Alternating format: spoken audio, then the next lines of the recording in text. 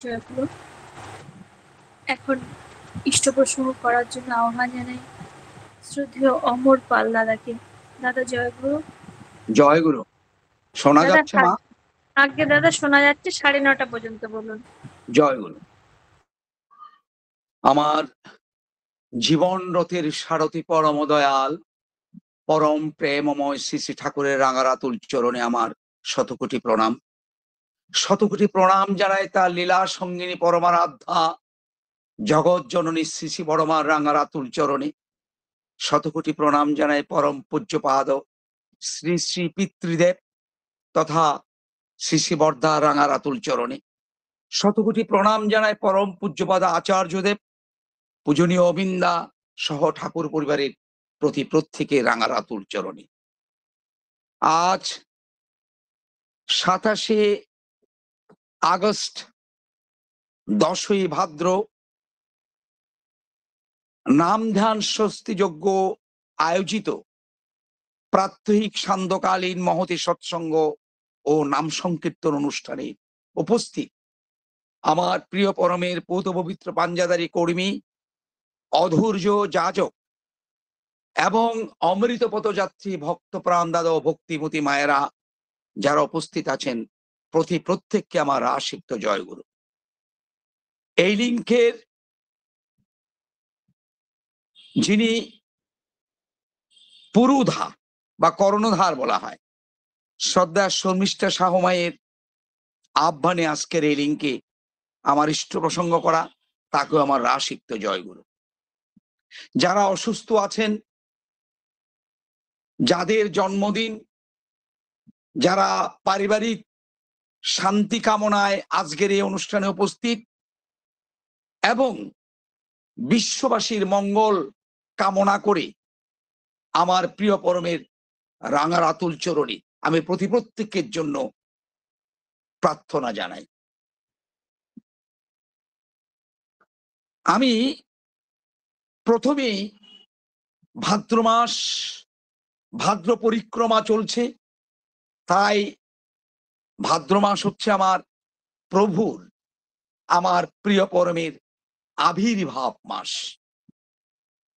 1888 সালের 14ই সেপ্টেম্বর, 1295 সালের 30শে ভাদ্র তাল নবমী তিথিতে সকাল 5:05 দুর্বৃত্ত অধ্যুষিত বেতালে ভরা হিংসায় উন্মত্ত চোর ডাকাত খুনি বদমাশদের পরিত্রাণের জন্য সেই সুদূর পাবনা জেলার পুণ্যভূমি হিমায়তপুর গ্রামে আমার প্রভু অবতীর্ণ হয়েছিলেন। তিনি বিশ্বভুবনের মালিক। ধরাধামে অবতীর্ণ হওয়ার মাত্রই তার দিব্য জীবনের লীলা শুরু হয়ে গেছিল। কারণ কেন? তিনি জানান দিয়েছিলেন যেদিন তিনি আবির্ভূত হয়েছিলেন সেদিন সেই হিমায়তপুরের চতুর্দিকের মানুষ হঠাৎ দেখতে পেলেন সেই শিবচন্দ্র চক্রবর্তীর বাড়িতে আগুনে লেগেছে এবং আগুন নিবানোর জন্য চতুর্দিকের গ্রামবাসী এবং সেই পদ্মা নদীর মাঝি মাল্লাররা সেখানে ছুটে গিয়েছিলেন। গিয়ে কি দেখলেন? দেখলেন একটা সদ্যজাত শিশু তার মাতৃর কোলে বসে মিটমিট করে এদিক সেদিক তাকাচ্ছে আর হাসছে। তার শরীর থেকে হিরণ্যগর্ভ জ্যোতি বিচ্ছুরিত হচ্ছে, যেই জ্যোতিকে দেখে মানুষ মনে করেছিল আগুনে লেগেছে, আগুনে লেগেছে। তিনি জানান দিলেন তিনি কে। এবং আমরা জানি গৌরাঙ্গ মহাপ্রভু 13 মাস তার মাতৃগর্ভে থেকেই ধরাধামে অবতীর্ণ হয়েছিলেন। আমার ঠাকুর, আমার প্রিয় পরম বৈশিষ্ট্যবালী আপুরায়মান, তিনি ওই ধরাধামে অবতীর্ণ হয়েছেন 12 মাস কাল অতিক্রম করে। একটা অভূতপূর্ব, আমি একটু ভাদ্র মাসের, যেহেতু ভাদ্র মাস, একটা অভূতপূর্ব কবিতার মাধ্যমে তার অন্নপ্রাশনের সময় মাতা মনমোহিনী দেবী একটা অপূর্ব কবিতার মাধ্যমে তার নামকরণ করেছিলেন। অনুকূল অকুলে পড়িলে দিনহীন জনে নোয়াইও শির কহিও কথা। কুল দিতে থারে সেদো প্রাণপণে, লক্ষ্য কি করি তার নাসিও ব্যথা। এই অনুকূলের মাহাত্ম্য যেন পৃথিবীর বুকে অকুলকে কুল দেওয়ার জন্য এবং বেতাহারী মানুষের দুঃখ, দুর্দশাগ্রস্ত মানুষের দুঃখ নাশ করার জন্য এই ধরাধামে অবতীর্ণ হয়েছিলেন আমার প্রিয় পরম। মানুষের কল্যাণের জন্য, মানুষের মুক্তির জন্য। আমার প্রিয় পরম সম্পর্কে একজন মহান ব্যক্তিত্ব বলেছেন, তা আমি একটু উল্লেখ করছি। তিনি বলছেন, I have seen a great man in this world, but have never seen such a man with an extraordinary power in all respects and as lovely as Shri Shri Thakur অনুকূল চন্দ্র। মহাত্মা গান্ধী এই কথাটা বলেছেন। তিনি বলছেন, আমি পৃথিবীতে বহু মহাজ্ঞানী মহাজনকে দেখেছি, কিন্তু পরম দয়াল শ্রী শ্রী ঠাকুর অনুকূল চন্দ্রের মতো এমন একটা অভূতপূর্ব ক্ষমতার অধিকারী, যার মধ্যে অগাধ প্রেম এবং ভালোবাসা পুঞ্জীভূত, সেরকম লোক আমি আমার জীবনে কখনো দেখিনি। এই মানবরূপী ভগবানের একটা বৈশিষ্ট্য ছিল। বৈশিষ্ট্যটা কি? তিনি ছিলেন গর্জিয়াসলি সিম্পল, দীপ্তিমান ভাবে সাধারণ এবং গৌরবোজ্জ্বল ভাবে সহজে সরল, ওয়াইসলি ফুলিশ, বিচক্ষণ ভাবে বোকা, অ্যাবনর্মালি নরমাল, অস্বাভাবিক ভাবে স্বাভাবিক এবং মানব কল্যাণে নিবেদিত প্রাণ। আমরা ঠাকুরকে এইভাবে দেখেছি। এই হলো ঠাকুরের আমার পরিচিতি। তিনি ধরাধামে অবতীর্ণ হয়েছিলেন শুধু মানুষের জন্য। তাকে জিজ্ঞেস করা হয়েছিল, ঠাকুর, সেই ত্রেতায় রামচন্দ্র এসেছিলেন রাবণকে বধ করার জন্য তীর ধনুক নিয়ে। দাপর যুগে ভগবান শ্রীকৃষ্ণ এসেছিলেন কংস এবং শিশুপালকে বধ করার জন্য। আপনি এবার কাকে বধ করার জন্য আসলেন? তিনি সহাস্য বদনে উত্তর করেছিলেন, আমি তো বধ করতে আসিনি, আমি এসেছি বশ করতে। আমি মানুষ চাই, আমার মানুষের প্রয়োজন। আমি একটা মানুষকে আমি ত্যাগ করতে পারবো না, প্রয়োজনে বোধে আমার সমগ্র সাম্রাজ্য আমি ত্যাগ করতে পারবো। তাই তিনি বলছেন, মানুষ যার স্বার্থ হয়, জীবন তার কখনো ব্যর্থ নয়। আজকের এই মহালগ্নে ভাদ্র পরিক্রমায় আমি এবার সত্যিকার অর্থে কিছু জিজ্ঞাস্য বিষয় নিয়ে, কিছু মানুষের অন্তরের প্রশ্ন নিয়ে আপনাদের সম্মুখে অবতীর্ণ হয়েছি। এই প্রশ্নগুলো আমি আপনাদের কাছে পরিষ্কারভাবে উপস্থাপন করতে চাই। প্রশ্নগুলা কি? প্রশ্নগুলা হচ্ছে, ঠাকুরকে, তাকে আমরা কেন পুরুষোত্তম বলি? এই প্রশ্নটা যদি আমার মনের মধ্যে, আমার অন্তরের মধ্যে, আমার লক্ষ লক্ষ গুরু ভাই বোনদের মধ্যে পরিষ্কার না হয়, তাহলে আমরা সবসময় হাবুডুবু খাবো। পুরুষোত্তম কি? পুরুষোত্তম হচ্ছেন দ্য ফুলফিলার দ্য বেস্ট, অর্থাৎ যিনি উত্তম বা শ্রেষ্ঠ, পরিপূরণকারী, ভক্তি বিভব বা জ্ঞান বিভায় যিনি উত্তম বা সর্বশ্রেষ্ঠ, এবং যিনি সরস্বর্য গুণের অধিকারী বা সরস্বর্যবান যিনি, তিনি পুরুষোত্তম। এই যে সরস্বর্যবান কথাটা বললাম, এটা একটু বিশ্লেষণ করে না দিলে আপনাদের মনে দ্বন্দ্ব থেকে যাবে। ভাগবতে বলা আছে, সেটা আমার কথা নয়। ভাগবতে বলছেন, যিনি সরস্বর্য গুণের অধিকারী তিনি ভগবান। এই সরস্বর্য গুণগুলো কি? ঐশ্বর্য, বীর্য, যশ, জ্ঞান, সৌভাগ্য এবং বৈরাগ্য। যার মধ্যে এই গুণগুলো বিরাজমান, তিনি ভগবান এবং তিনি পুরুষোত্তম। আরেকটা কি? পুরুষোত্তমকে আমরা চিনব কি করে? আমাদের পুরুষোত্তমের কিছু লক্ষণ বিরাজমান থাকে। অজানুলম্বিত বাহু, চোখের সরল লেখার নিচে কর্ণদ্বয়, আপনারা একটু ভালো করে খেয়াল করে দেখবেন, ঠাকুরের ছবিটার দিকে।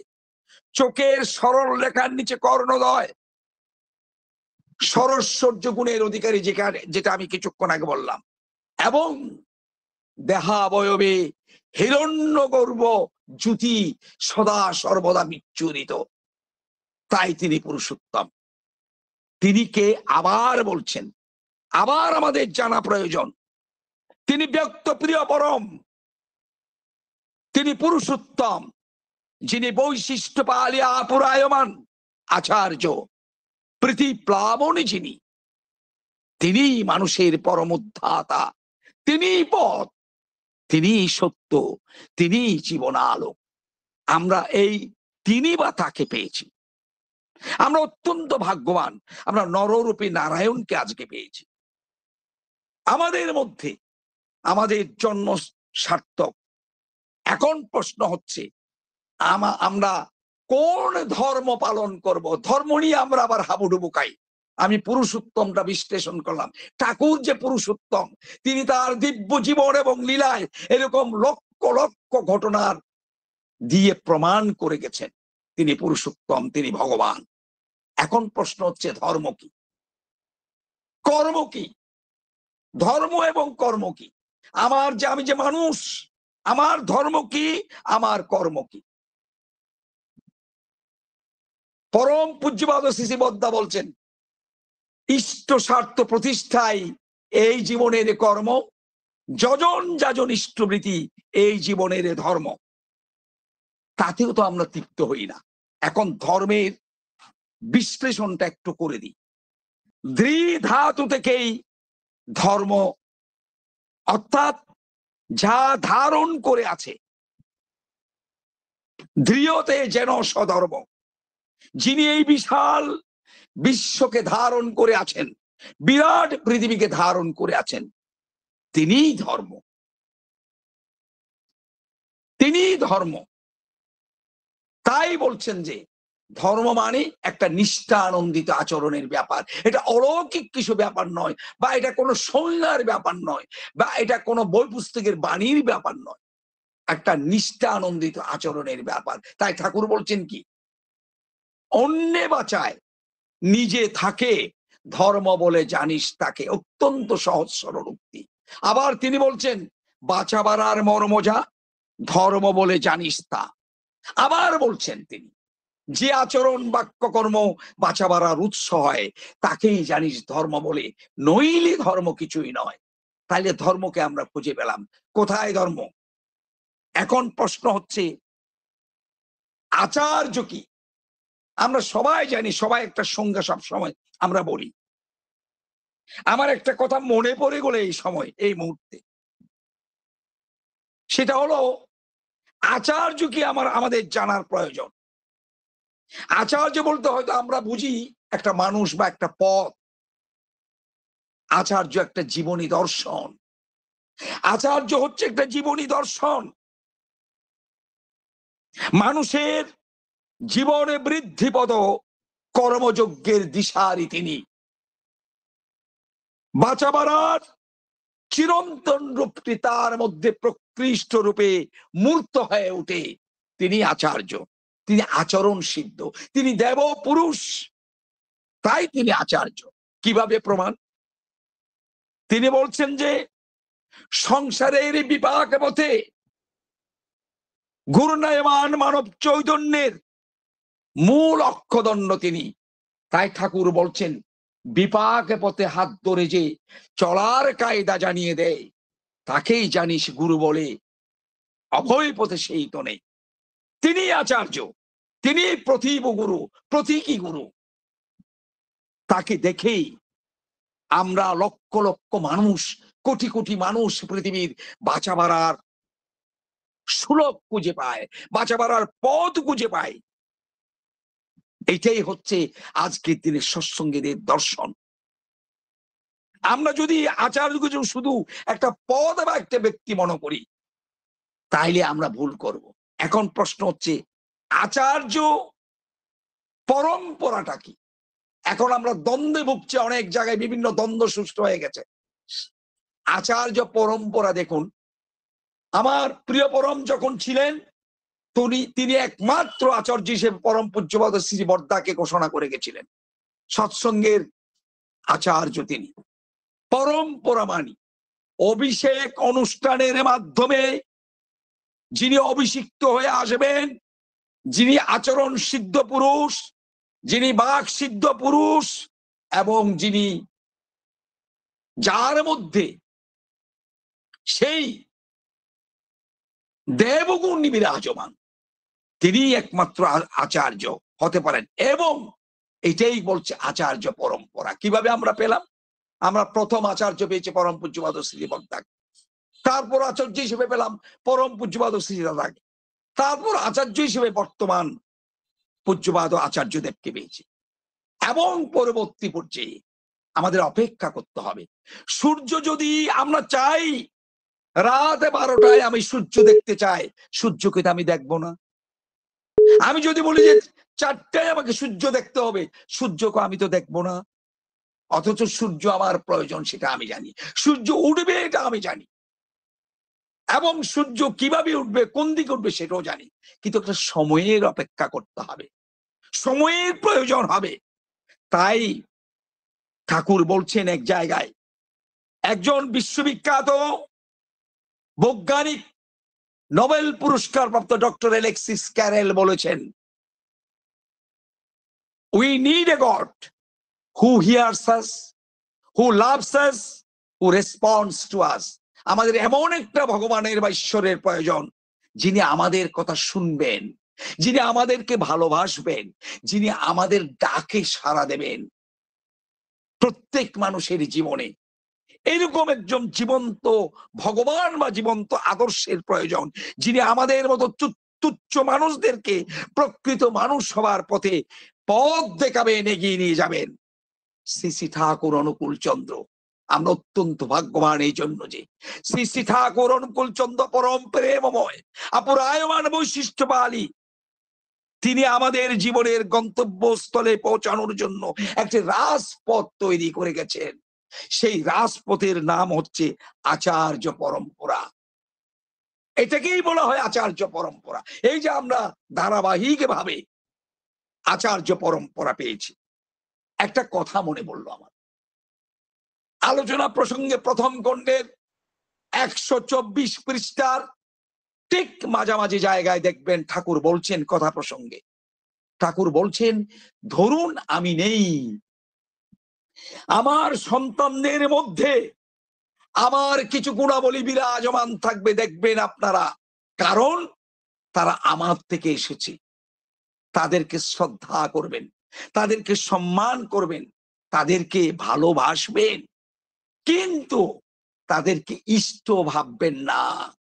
আমরা প্রতিনিয়ত বলি, কি বলি, ঠাকুরকে আমরা অনেকে দেখি নাই, পরম পূজ্যপাদ শ্রী বদ্দাকেও দেখি না, আমি নিজেই দেখি নাই। কিন্তু আমাদের মনের মধ্যে অনেক সময় আফসোস হয় যে ঠাকুরকে তো দেখলাম না। কিন্তু না, ঠাকুর বলছেন, ইষ্টগুরু পুরুষোত্তম, প্রতীক গুরু বংশধর, রেত শরীরে সুপ্ত থেকে জ্যান্ত তিনি নিরন্তর। এই কথাটার মধ্যেই আমরা বিশ্লেষণ করতে ভুল করে ফেলি, জানি না, বুঝি না। এই যে ইষ্টগুরু পুরুষোত্তম, আমার একমাত্র ইষ্ট দেবতা হচ্ছে পুরুষোত্তম, আর প্রতীক গুরু অন্য সবাই। তাই তিনি বলছেন ইষ্টগুরু এবং প্রতীক গুরুর মধ্যে তফাৎটা কি। ইষ্টগুরু বলছেন পুরুষোত্তম তত্ত্ব থেকে প্রতীক গুরু আসলে জ্ঞান সাগরের দুটো কূল। আবারও বলছি, পুরুষোত্তম তত্ত্ব থেকে প্রতীক গুরু দুটি হচ্ছে জ্ঞান সাগরের দুটি একুল এবং অকুল। কি করে মানুষ পার হবে, পার হওয়ার মহামন্ত্র কি আছে, সেটা আমাদের জানা দরকার। আমরা যদি সেটা জানতে পারি, তাইলে আমরা সেই জ্ঞান সাগরের কুল থেকে, এই জ্ঞান সাগরের কুলে প্রতীক গুরু থেকে ইষ্টগুরু পুরুষোত্তম থেকে আমার পুরুষোত্তম তত্ত্বের মধ্যে আমরা পৌঁছাতে পারবো, নচেত নয়। তাইলে উপায় কি? উপায় হচ্ছে দীক্ষা, শিক্ষা, আচার্যের আচরণ বা সঙ্গ করা, আচার্যের স্মরণ নিয়ে আচরণী বোধচয়নে নিজেকে তৈরি করা, নিজের মধ্যে ঠাকুরত্ব জাগিয়ে তোলা। আমরা অনেক লাফালাফি করি, দেখুন, ছোটকাল থেকেই আমরা রামায়ণ, মহাভারত, পুরাণ অনেক গল্প শুনে আসছি। আমার এখনো কেমন জানি মনে হয় এগুলো গল্প, এগুলো উপাখ্যান, এগুলো আমাদের জীবনে আমরা কিছু মনে রাখতে পারিনি। মা, জেঠিমা, কাকিমারা রামায়ণ পড়েছেন, পাশে বসে বসে শুনেছি। হ্যাঁ, কখনো আনন্দ পেয়েছি, কখনো ভয় পেয়েছি, কখনো ঘুমিয়ে পড়েছি। আমার ঠাকুর বাস্তব কথা, বাস্তব দৃষ্টিভঙ্গিকে আমাদের সামনে তুলে ধরেছেন। কি তুলে ধরেছেন? যে আমরা বাঁচতে চাই এবং বেরিয়ে উঠতে চাই, এটাই আমাদের একমাত্র ধর্ম। আর তিনি বলেছেন কি? তিনি বলছেন, আমার জীবন মন্দিরে তুমি আছো ঠাকুর, আমার জীবন মন্দিরে তুমি আছো ঠাকুর। এবং এই মন্দিরকে শ্রদ্ধা করে মানুষ যদি সুখী হতে না পারে, সুখী না হয়, তৃপ্ত না হয়, তাহলে কি হলো? আমার জীবনে তিনি যদি জীবন্ত হয়ে ফুটে না বেরুন, আমার তাহলে সুখ কোথায়? আমার হাসি কান্না, সুখ দুঃখ, আনন্দ বেদনা, ভাবভঙ্গি, চাউনি চলন সবটার ভিতর দিয়ে তিনি যেন ফুটে বেরুন, তবেই কি হলো? তবেই আমার জীবন সার্থক হলো। আমার এই জীবন রূপ মন্দিরের কোনো নচের সার্থকতা রইল না। আলোচনা প্রসঙ্গে তিনি এই 20তম খণ্ডে এই কথাটা, তার মুখস্থিত কথা তিনি বলেছেন। তাই তিনি বলছেন কি? মানুষ একটু প্রশংসা চায়। প্রশংসা পেলে মানুষের কি হয়? উৎসাহ বাড়ে। তাই যার যতটুকু প্রশংসা ন্যায্য প্রাপ্য তা তাকে দিতে হয়। ঠাকুর আরো বলছেন, কখনো কুণ্ঠিত হয় না তাকে প্রশংসা দিতে, বরঞ্চ তার প্রাপ্য থেকে একটি বাড়িয়ে দিও। প্রত্যেকের বাড়তির পথে যেভাবে যতটুকু পারো সে নদীর শীতে যোগান দিয়ে চলো। আলোচনা প্রসঙ্গে 6ষ্ঠ খণ্ডে তিনি বলেছেন। কিন্তু আমরা তো পারি না। কেন পারি না জানেন? আমাদের মধ্যে সেই বৃত্তি, প্রবৃত্তি, স্বার্থান্ধতা, আমাদের মধ্যে লোভ, লালসা, এগুলো বিরাজমান। সেজন্য আমরা পারি না। আচার্যদেব বলছেন, সে আত্মপ্রতিষ্ঠাটাই আমাদের প্রতিবন্ধকতা। আমরা যখন সেই ডিপি ওয়াশ করতে যাই, তখন আমরা নিজেকে চিন্তা করি, আমাকে লোকে চিনলো তো? আমি যে এখানে আলোচনা করছি, আমার 2 পয়সারও কোনো গুণ নেই, আমার কোনো ক্ষমতা নেই। আমার তিনি আলোচনা করাচ্ছেন আমাকে দিয়ে, আমি উপলক্ষ মাত্র। কিন্তু আমরা সবসময় নিজেকে জাহির করতে চাই, আমাকে চিনল তো, আমার গানটা সুন্দর হলো তো, আমার পাঠটা সুন্দর হলো তো। না, সেটা নয়। আমি কে? আমি কেউ নই। আমি শুধু তারই। আমার মধ্যে শুধু আমি আছি, আর তিনি আছেন, আর কেউ নেই। এই মনোভাব যদি আমাদের মধ্যে বিরাজমান থাকে, এই মনোভাব নিয়ে যদি আমরা এগোতে পারি, তাহলে আমাদের জীবন সার্থক হবে। আমরা সত্যিকার ঠাকুরকে পাবো। এবং পরিশেষে বলি, তিনি একটা সূর্যবর্জ্যের নাম আমাদেরকে দিয়েছেন। নামটা কি? নামের মাহাত্ম্য কি? আমরা সবাই নাম নাম নাম নাম করি। এই যে আমি আজকে 30 মিনিট কাল নাম ধ্যান করেছেন, যারা এই নাম ধ্যানে উপস্থিত ছিলেন, প্রত্যেকে আমার নতমস্তকে, আমার সবাইকে আমার রাসিক্ত জয়গুরু জানাই। নাম এমন একটা শক্তি। তিনি বলছেন কি? নামে সিদ্ধ হলে মানুষ বাক সিদ্ধ হয়। নাম আর নামে অভেদ। নামের মধ্যেই দিয়েই নামের প্রতি অনুরাগ বাড়তে থাকে। দেখেন, নামের মধ্য দিয়ে নামের প্রতি, নামী মানি তিনি, অনুরাগ বাড়তে থাকে। তাকে অন্তরে অনুভব করা যায়। তিনি তখন আমার অন্তরে, অন্তর জুড়ে সদা সর্বদা থাকেন। তখন কে কেমন লোক, কোনটা ইষ্ট স্বার্থ প্রতিষ্ঠা, কোনটা নয়, সব আমরা পরিষ্কারভাবে বুঝতে পারি। মন অন্তর্মুখী হয়, মন কারণমুখী হয়।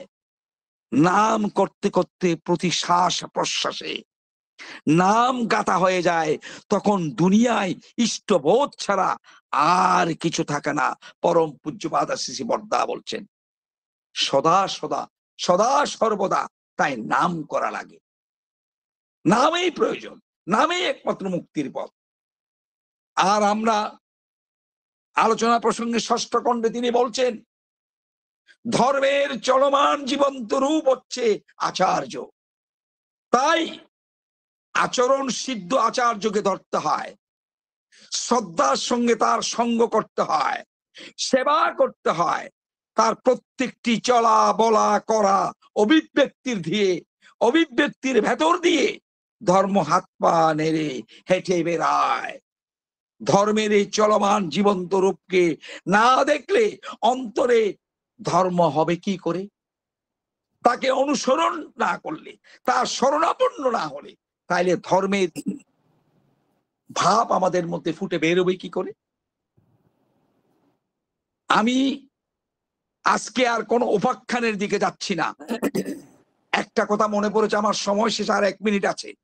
প্রখ্যাত সাহিত্যিক বিভূতিভূষণ বন্দ্যোপাধ্যায় 1939 সালে সেই 30 জুলাই পাবনা হিমায়তপুরে ঠাকুরের সান্নিধ্য লাভ করার জন্য, দর্শন করার জন্য, দেখা করার জন্য গেছিলেন।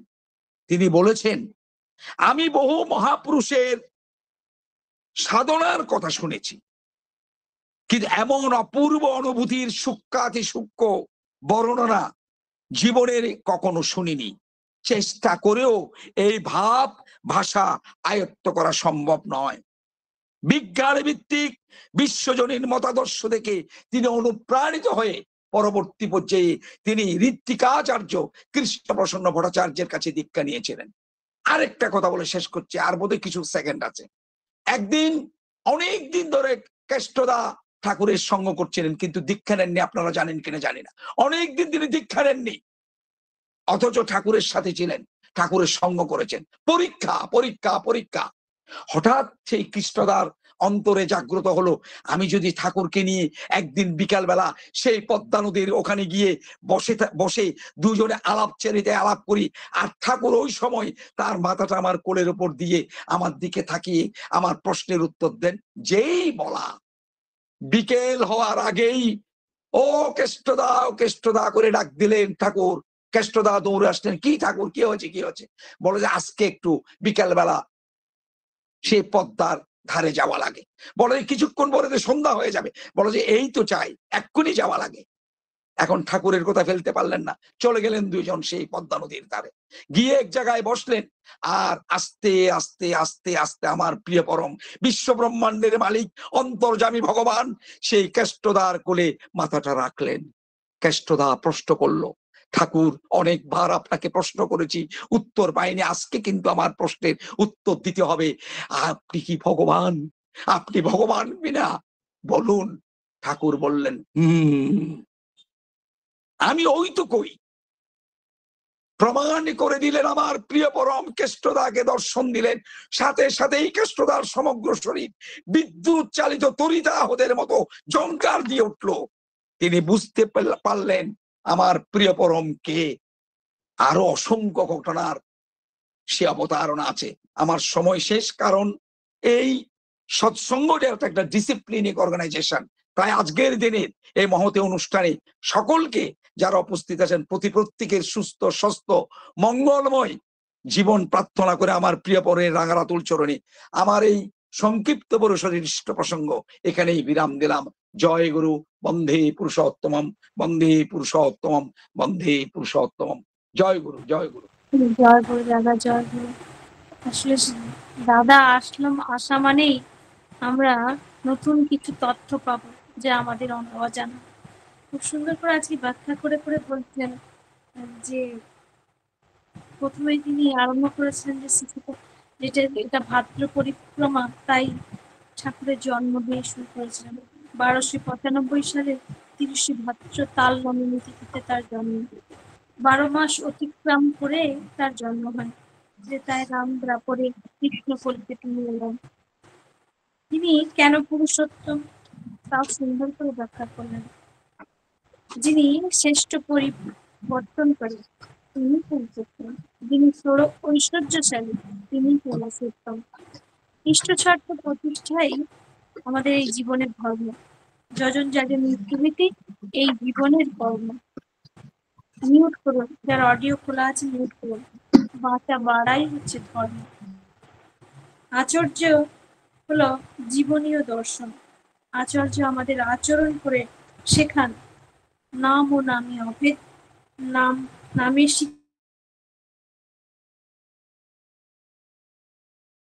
করে আলোচনা এবং এতটা মানে ছোট ছোট করে ব্যাখ্যা করছিলেন, আমরা প্রত্যেককে সমৃদ্ধ হয়েছি। পরম পিতার কাছে আপনার এবং আপনার পরিবার পারিপার্শ্বিকের সবার নিরোগ জীবন, মঙ্গলময় জীবন আমরা প্রার্থনা করি। জয় গুরু দাদা, ভালো থাকুন। জয় গুরু মা, জয় গুরু। আপনারা সকলেই যারা আজকে উপস্থিত আছেন সকলের মঙ্গল প্রার্থনা করছি প্রিয় পরমের রাঙা রাতুল চরণে, সকলের সুস্থতা রোগমুক্তি প্রার্থনা করছি। সকলেই ভালো থাকবেন মা। জয় গুরু, জয় গুরু। জয় গুরু দাদা, আবারও আসবেন, আপনার সুন্দর আলোচনা করে আমাদের সমৃদ্ধ করবেন। জয় গুরু দাদা।